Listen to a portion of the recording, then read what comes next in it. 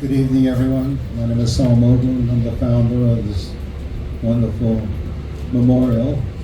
It's hard to believe that our wall went up 61 years ago, within 1 year after 9/11. We're going to have a special evening tonight. We're honored to have some Medal of Honor recipients. We're putting a special wreath down in honor of them. So we'd like to do that right now before we start the ceremony.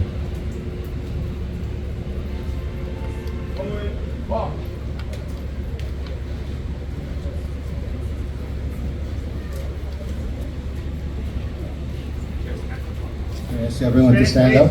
Please stand.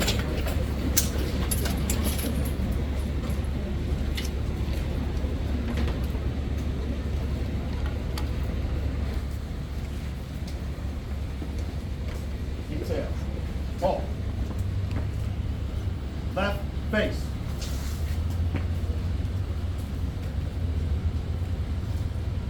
We're going to have the national anthem in a few minutes.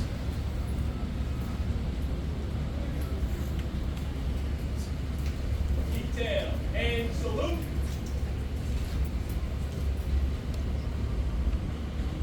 Oh, say, can you see by the dawn's early light what so proudly we hail at the twilight's last gleaming, whose broad stripes and bright stars through the perilous fight o'er the ramparts we watched were so gallantly streaming, and the rocket's red glare, the bombs bursting in air, gave proof through the night that our flag was still there. Oh, say does that star-spangled banner yet wave o'er the land of the free and the home of the brave? Ready, two.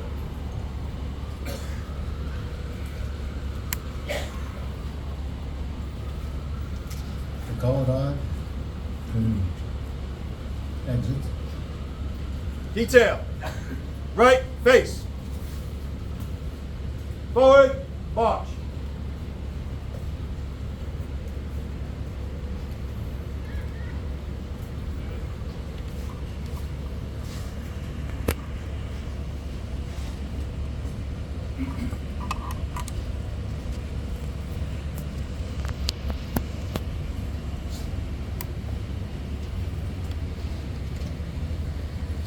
Everyone can sit down now. I'm going to ask the Monsignor Chamberlain to step up here and sit down with us.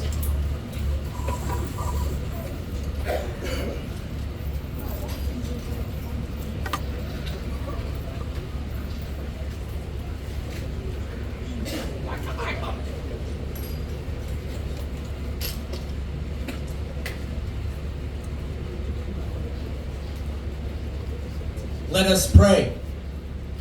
We come together today, please stand.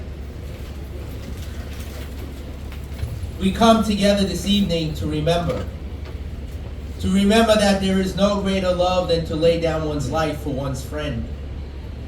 To remember all those members of the FDNY and EMS service who were willing to lay down their lives, not only for their friends, but for strangers in the line of duty. We remember the supreme sacrifice that they made for their neighbor and ask that you reward them for their heroic actions.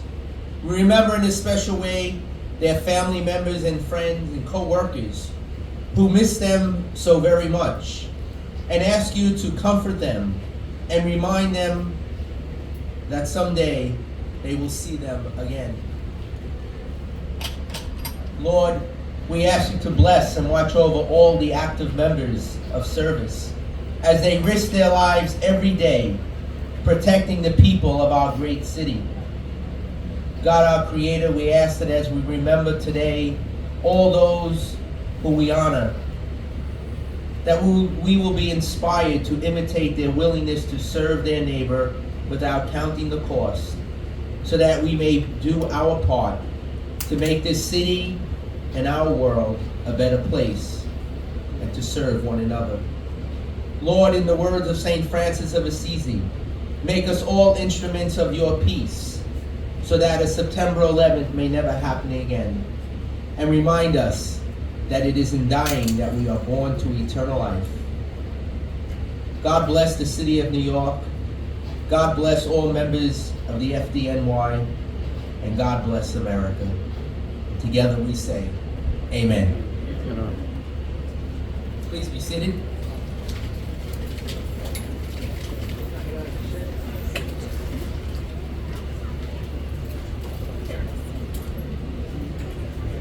On the wall today, we have 417 first responders, and the only memorial that has a dog, so we called 418. Besides the 343 firefighters, we lost 23 NYPD and 37 Port Authority officers. But we also included court officers, FBI, Secret Service. That day, everyone was a first responder to the building. And we're honored to know that our first wall today will be celebrating 21 years. And by 2:08, we finished everything for everybody. And we did it with no city, state, or federal money.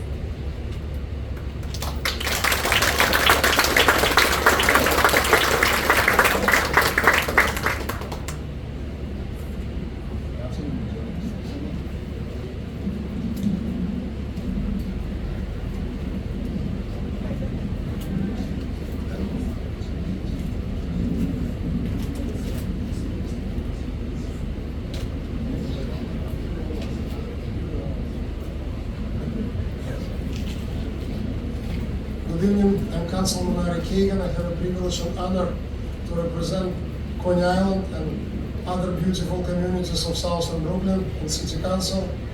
And tonight, event is very emotional, very memorable. It's a huge big deal that we have this Brooklyn Wall of Remembrance right here in Coney Island. Thank you for your work and everyone who contributed to this. We will forever remember this day and everyone who lost their lives to protect all New Yorkers, and I would say the entire civilization. We all know that people weren't, they didn't know what could happen to them. The only thought they have is how to save others, how to save others' lives. So that's the essence of New Yorkers. We care about our neighbors, our communities, and everyone else. So this wall is a prime example that people were ready to sacrifice their health, their lives, just to help New York, and I already mentioned, entire United States of America.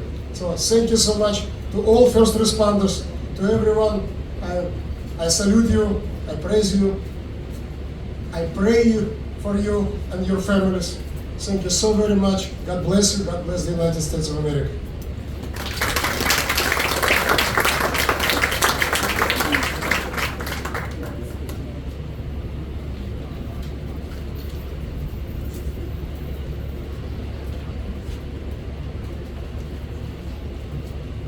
We're very fortunate tonight to have two chaplains. And I'd like to introduce Monsignor Delenda. From day one, he was on board with me, making sure that we can honor and do what we wanted to do. Monsignor, would you please come up?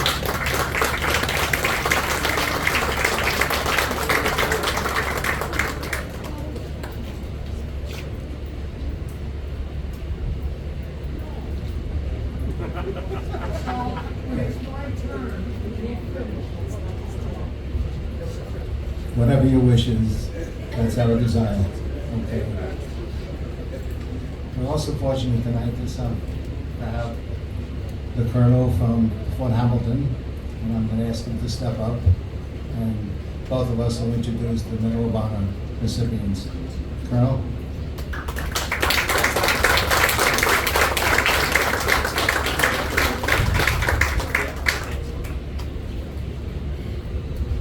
Thank you, Nancy, for coming up.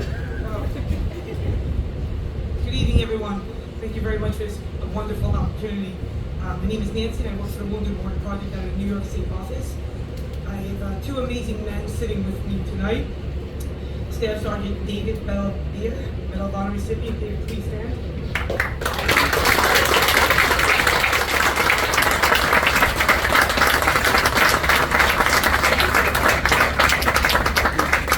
Accompanied by Master Sergeant Earl Clummy, Medal of Honor recipient. Please stand.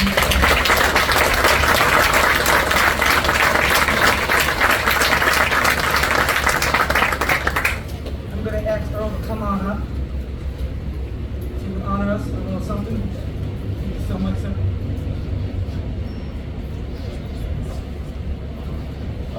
I wouldn't attempt to kind of encapsulate everyone's experience for what 9/11 means. So I'll just tell you what my experience was. I was deployed with the 1st Battalion, 3rd Marines to Okinawa, Japan.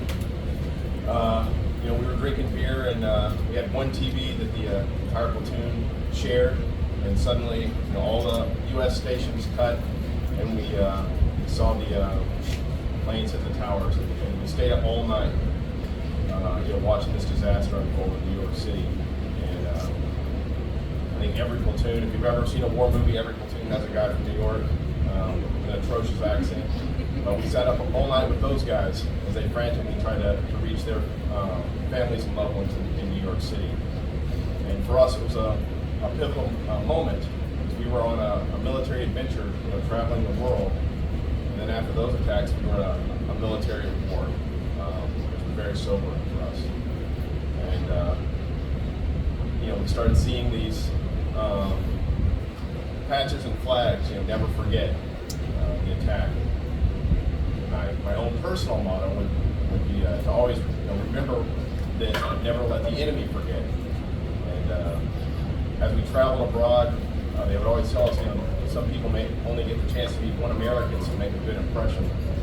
And I made it my personal mission to make sure that anybody that had anything to do with those attacks got to meet one hell of an American. And if they survived that encounter, I hope that they have nightmares to this day. And that was my tribute to all of ours to kind of pay respect to everything that happened in this city. It's been an honor to serve this country. It's been my pleasure and privilege to ensure that nothing like this ever happens again. Thank you so much.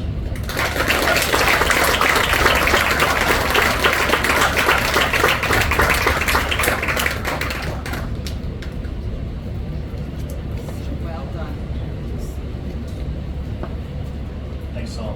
Again, Staff Sergeant, Master Sergeant, I'm humbled to be here with you. I have never met a Medal of Honor recipient until tonight, so I am just overwhelmed to be in your presence, so thank you.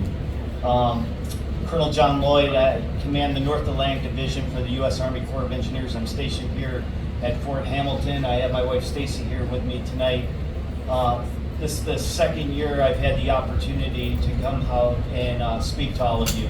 Last year being the first, and last year I'd only been stationed up here for a couple months, and so when I was asked to come speak, I'm not sure I knew what I was getting into, but I knew it meant a lot, the opportunity.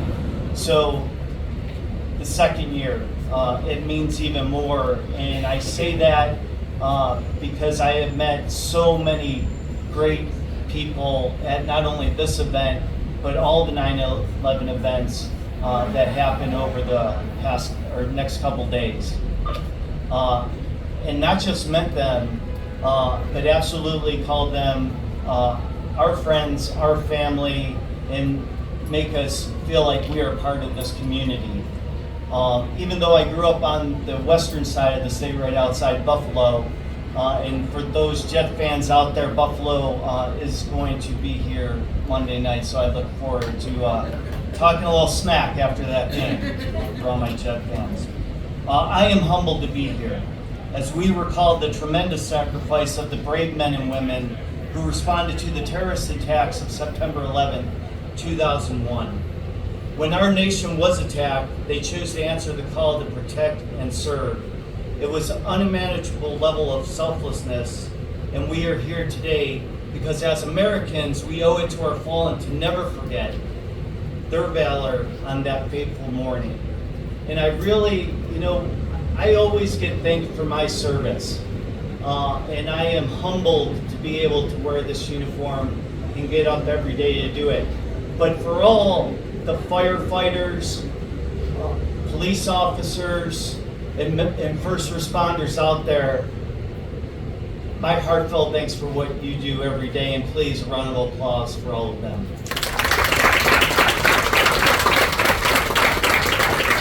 As Sol said, there's more than 400 faces etched into the solemn granite of the Wall of Remembrance. Faces that speak clearly and meaningfully to the lives these public servants led in duty to this city, each other, and our great nation. Theirs were lives imbued with loyalty, duty, respect, selfless service, honor, integrity, and personal courage. When I think back to that day, I see it so clearly. But now, 22 years later, I must remind myself there are generations for whom this event is only known through American history. It is our responsibility, we who endure, to educate our young people who fortunately did not have to witness the horrors of 9/11, but also did not see the countless acts of heroism in its wake. We must show them how Americans responded to the crisis that day and how we came together in a time of suffering, sacrifice, and sorrow. How out of great suffering and loss, hope was reborn. The shared experience of 9/11 unified us as Americans. We were united in spirit of pride, patriotism, brothers and sisters coming together to rise above our differences and meet the challenges that lay before us. Anyone who experienced that day and the days that followed carries those significant memories and indelible lessons of togetherness, which are no less relevant today in a nation where we often lose sight of our common bonds. Many here today have a story of how 9/11 has affected them personally. For some, it may be tied to your own loved one's sacrifice. Their courage and selfless service is a legacy that lives on in your lives, the spouses, sons and daughters, colleagues, and friends we lost nearly a generation ago. Nearly 3,000 people lost their lives and another 6,000 were wounded during the attacks of 9/11. It was and remains the single largest loss of life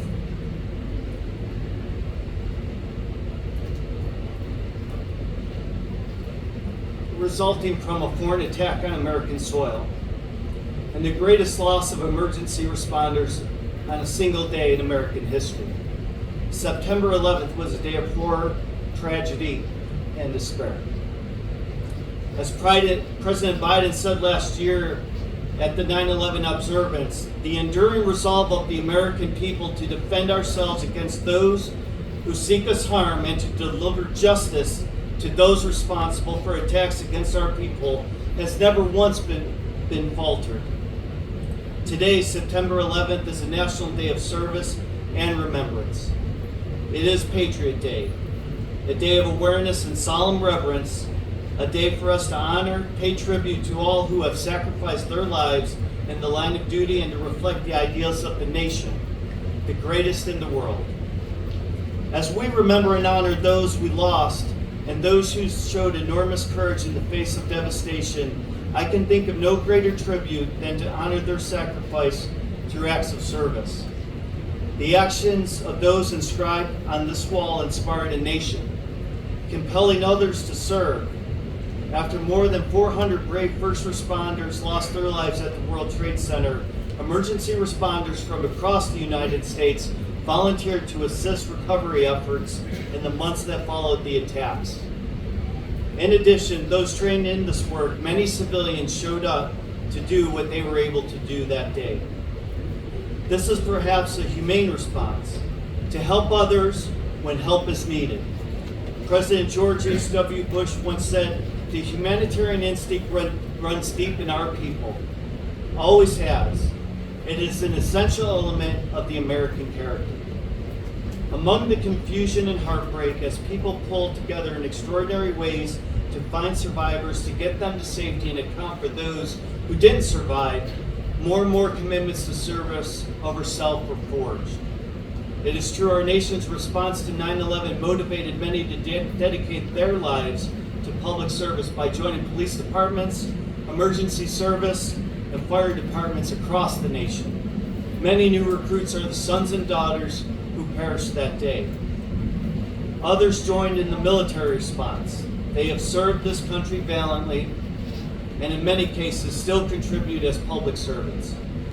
Even a generation after the tragedy, men and women of all backgrounds continue to selflessly serve our communities and this great nation, ready to protect, defend, deploy,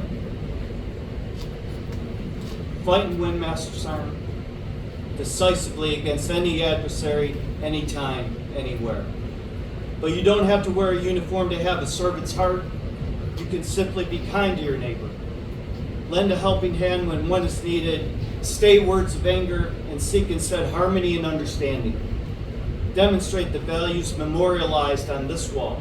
Be loyal, fulfill your duties, show respect, demonstrate selflessness, live a life of honor, maintain your integrity, and practice personal courage in some small way every day.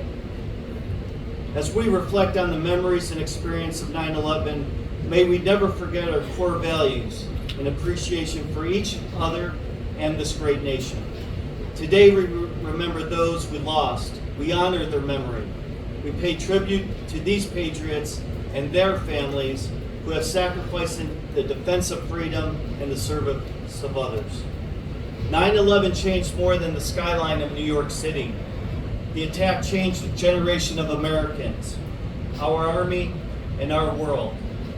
May the spirit of service these heroes rekindled in the hearts of this generation resonate through us and all future generations to come.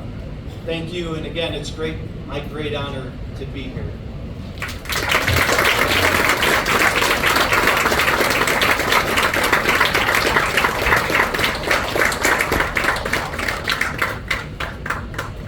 As we've done in the past, we would like to ask any family members that would like to come up and say a few words.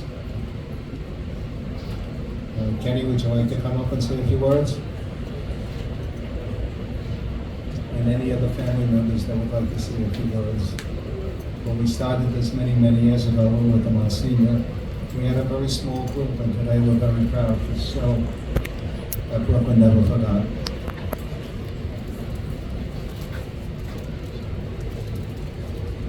Good evening, everyone. My name is Ken Haskell, retired firefighter from Ladder 175. I'm here in remembrance of my two brothers who were both killed on 9/11.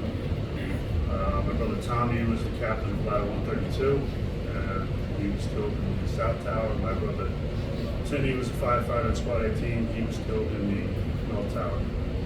And so I'm so grateful for what we've done here. It's amazing to come back and have the opportunity to talk about the guys year after year. And when I look at the bust of Father Judge, it really, you get the impression of just how amazing all these guys were. I think I look at the picture of Danny Sir over there, who, if many of you may or may not know, he was the first official fatality for us that day. He was struck by a person who had jumped from one of the towers. And Father Judge had stopped to give him last rites. And Danny was also a good friend of mine and a teammate on the FDNY football team. When I think about a lot of the good times, I think about one particular trip we all took. We played a game out in Los Angeles, California, and they were in the midst of their El Nino weather cycle. It was just pouring rain every day that we were there. And when we played the game, the field was practically underwater.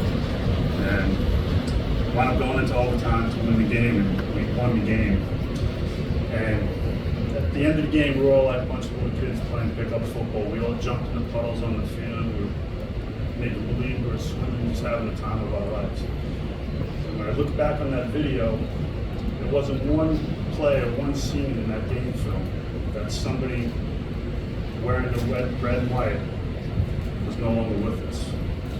And it was incredibly sad, it's tough to do, but in that moment I came to that realization just how grateful I was to have those guys in my life for that brief time, and how special it was and how grateful I was for those memories. And all of these guys were the salt of the earth, and they were all larger than life in their own way.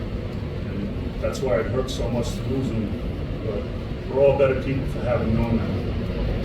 And I want to thank all the members of the military that are here, how much we appreciate what you did for us. I'm so sorry for what you've endured. And I just hope you know that your sacrifices and your bravery will always be talked about by all of us here in the FDNY and here in New York City. And I just want to thank you for what you've all done. And thank you again, Sol, for putting a great memorial together every year.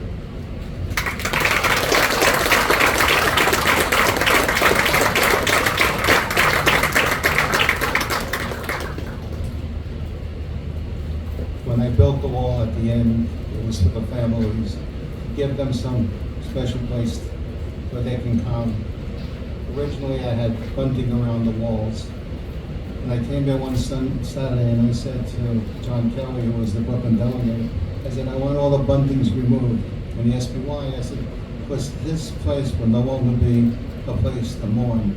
Ground Zero is a very sad place. Come to Coney Island, come to Brooklyn, we celebrate them. And thank God this is what it is. It's a celebration for these wonderful lives that they had, and we have to remember them. And we always say Brooklyn never forgot. Once you would like to come up now, that would be wonderful.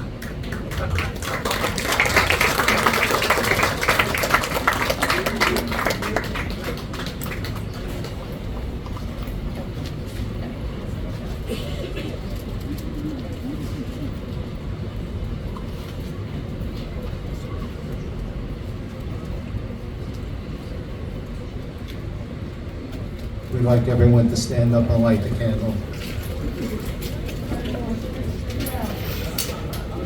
Overruled. Please sit down.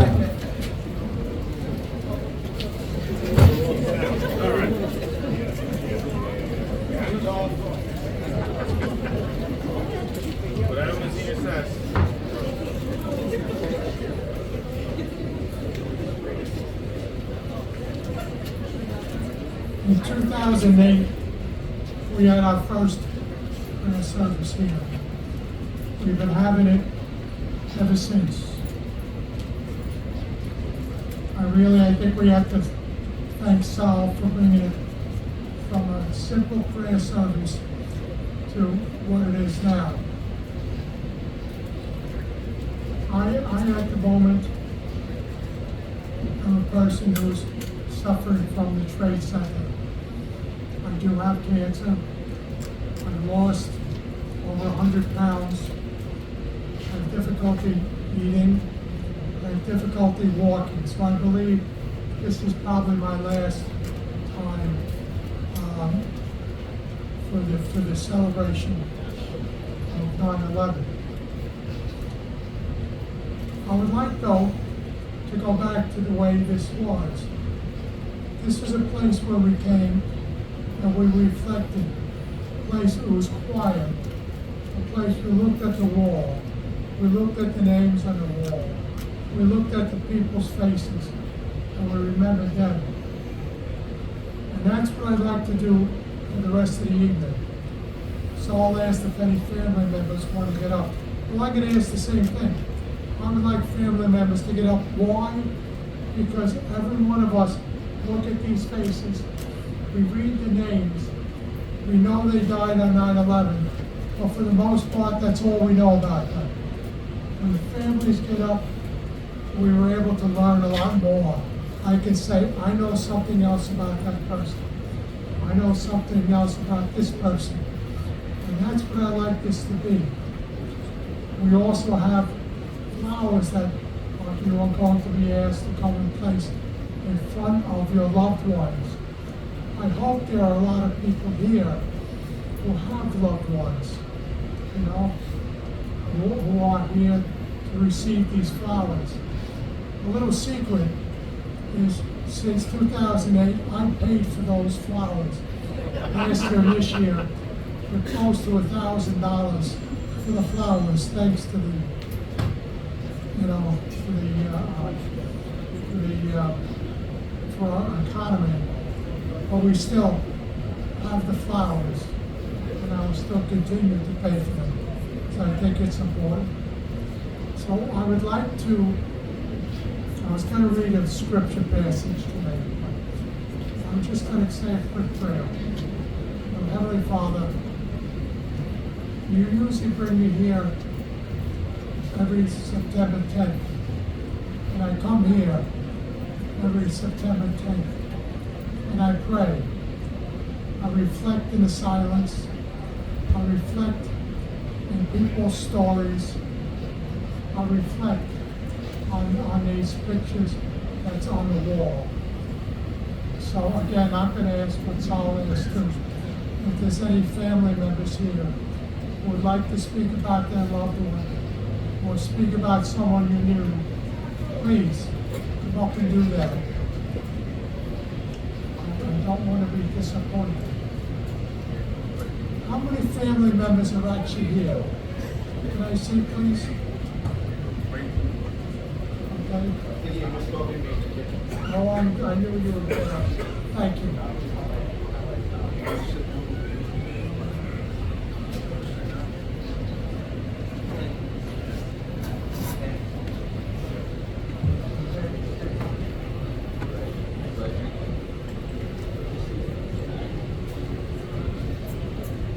Good evening, everybody.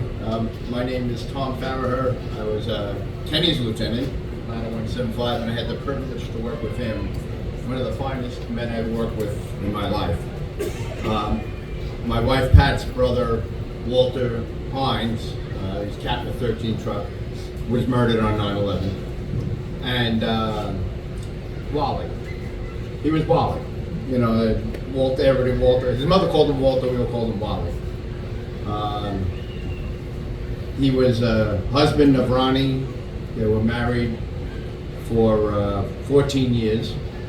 Had 3 daughters, Kate, Terry, and Deirdre. All now are grown. 2 are married, 1 probably soon. Walter was a character, but a good character. He wasn't a lunatic.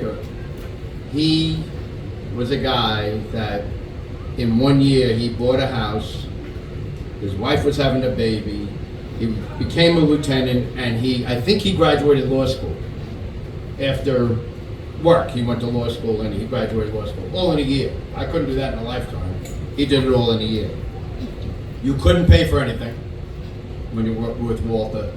He was a good time guy, he loved going out, Disney all the time with his kids. He was a great guy. I know my wife misses him terribly. He was like a second father to her. Her father died very young. They're all heroes, and he was a hero. Day of 9/11, they got called. They were up there on the Upper East Side. Second plane had hit. Guys are starting to get on, and he said, "Stop! Before you get on this truck, call home." That was Walter. Left a message on my sister-in-law's machine. Second plane just hit. It doesn't look good. I love you. I love the kids. Tell my mother I love her. I hope I see you later. He then proceeded to kick every guy off the truck that was not working. Because guys, it was a change of tours.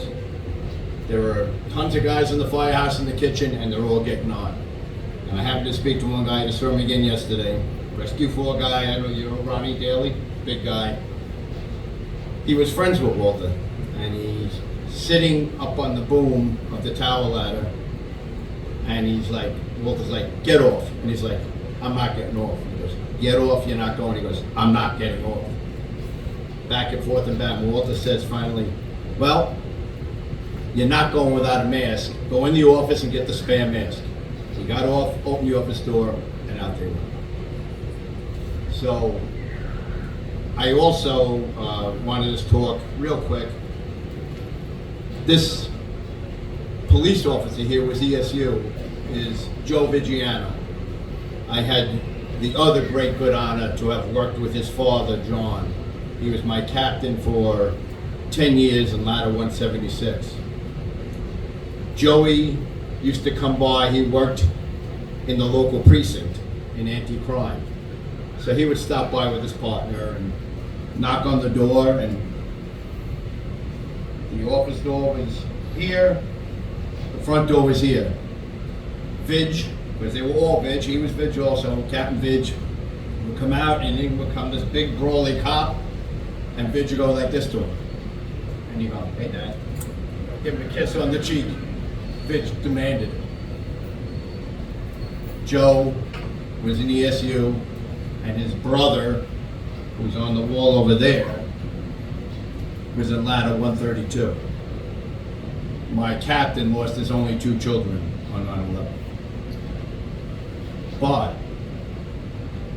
and I'm talking about somebody that's not on the wall right now, John Vigiano, who Sol knows very well, was a man that made a positive out of everything. And out of tragedy, you see the best of humanity.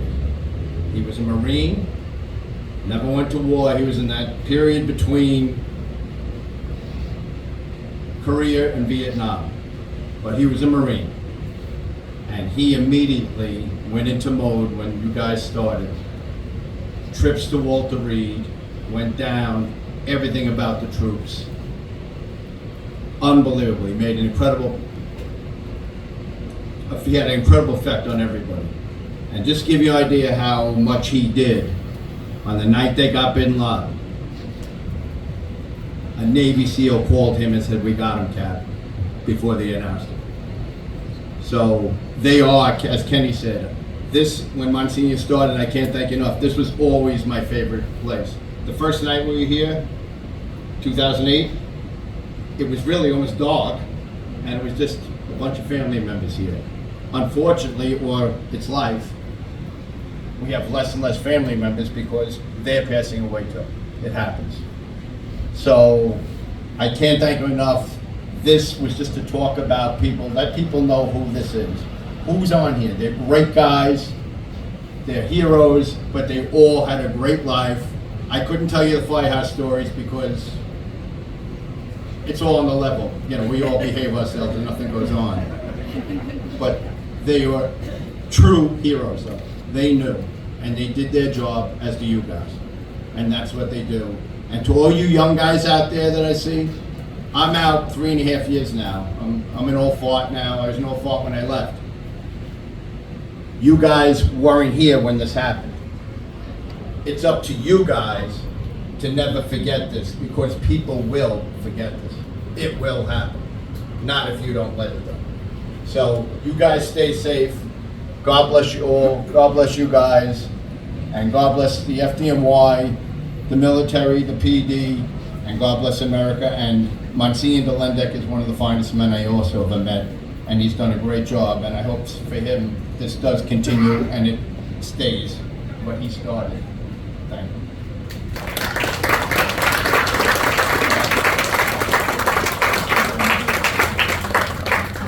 I know. He used to come to the kitchen. He counted on me because I was the old guy. I was the only guy who was sitting talking to the priest that came in at night. So it was me and Monsignor at the end of the table. I remember there was one night we were there till 2 in the morning talking about 9/11. Right? I finally said I have to go home and go to bed.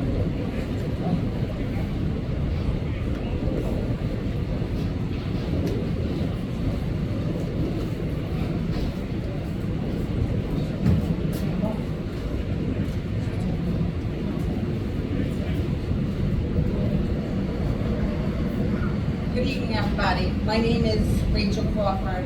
I'm with the NYPD. My dad, Bobby Crawford, is up on the wall. I just want to say thank you, Sol, for starting all of this, and everyone along the way who's helped to raise the money, and of course for bringing me on board. Monsignor, for always being here, having the masses and the services, for coming to the house, for seeing you at the cemetery. It's meant a lot to me. So thank you for always being here as well. And we love seeing you here. Danny, and everyone who I haven't mentioned, I'm sorry, it's very hard to still speak about 9/11. This is a beautiful place to come to. I like to come here as much as I can. It's a happier place. It's not sad for me. I can see everyone's faces and see how they were and the type of lives they've led. And through the years, through such tragedy and immense loss and pain, we've met such great people, uniformed, the firefighters, the police officers, and of course, all of you guys. Thank you for your service. We don't forget your services and your sacrifices either. My dad was my whole world. He was always very supportive of what any one of us do. I'm one of 5. My older brother was also on the police department. He's since retired. But my dad was a character. He used to drive the Monsignor crazy. Always take the long way, right? And he would talk too much, right? So I just want to say that it really means so much to the families that you all come every year and we remember them and their sacrifices. And we also don't forget all of our friends and family of the fire department, the police department, who have lost their lives since then through the illnesses and who continue to suffer now. So God bless you all. Thank you for always coming and remembering. It really does mean so much to us. We love you all. God bless the city and God bless America.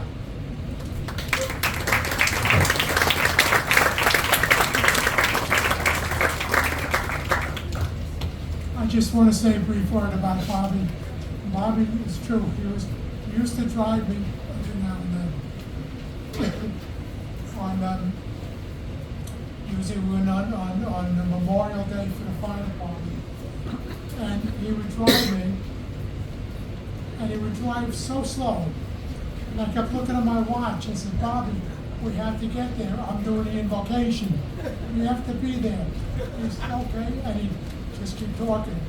And we eventually get there, and Papa was a great guy. He also was someone who used to sell raffle tickets all the time in church lobbies. You know, and people didn't realize he was a firefighter. He sold raffles for the Knights of Columbus. And when his picture appeared in the newspaper after 9/11, people came up to me and said, wasn't he the guy who used to sell us the raffles all the time? I said, yes, he was the one. He says, well, what are we going to do now? We don't know where to buy the raffle tickets from. But he used to talk to them too. Bobby Crawford, great person, never shut up, and a great person. Anyone else?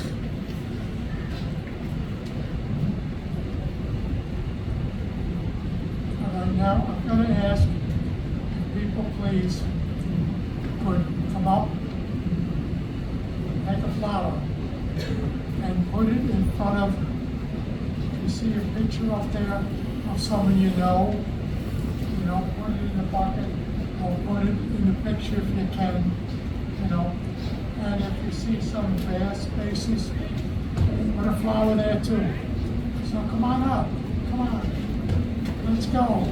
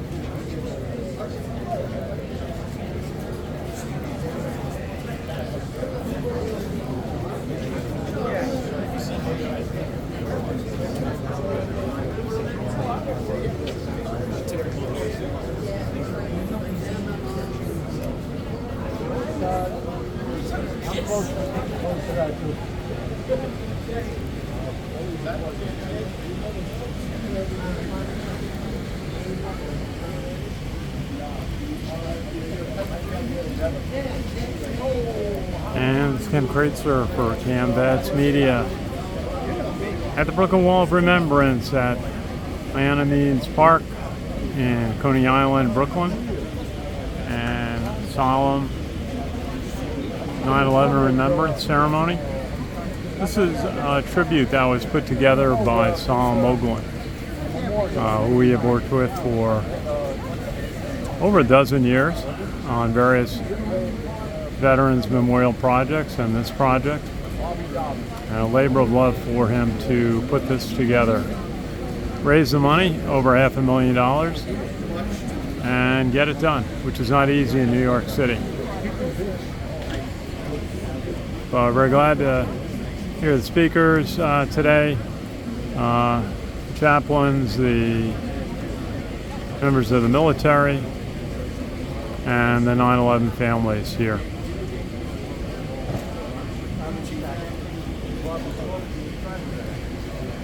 So we are honored to be here and provide this so that more people can share in the ceremony as we remember those who gave their lives on 9/11, those who have died since in the military and from 9/11 related illnesses.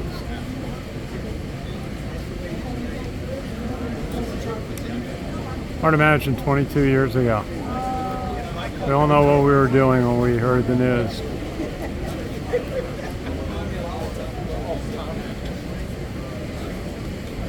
So we're going to close, but again, our thoughts and prayers are with 9/11 families and those who have died in the military and also from 9/11 illnesses since that fateful day, September 11th of 2001. For CaMMVetsMedia, we cover cadets, midshipmen, the military, and veterans proudly since 2008. It's Ken Kraetzer from the Brooklyn Wall of Remembrance in Coney Island, Queens. Coney Island, Brooklyn.